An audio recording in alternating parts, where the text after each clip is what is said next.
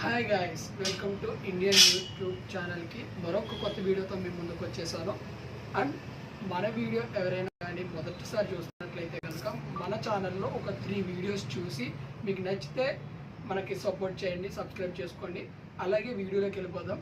ఇవాళ టాపిక్ వచ్చేసి ఏంటంటే, చెప్పబోయే టాపిక్ అసలు ఇండియాలో ఒకరు చేసిన తప్పుకి ఇంకొకరి మీదకి ఎట్లా నెట్టేస్తున్నారు, అలాగే ఎక్కడో జరిగిన ఒక ఇన్సిడెంట్ని ఇంకొకరి మీద ఎట్లా రుద్దుతున్నారు అనే దాని గురించి ఇవాళ ఈ టాపిక్ చెప్పబోతున్నారు.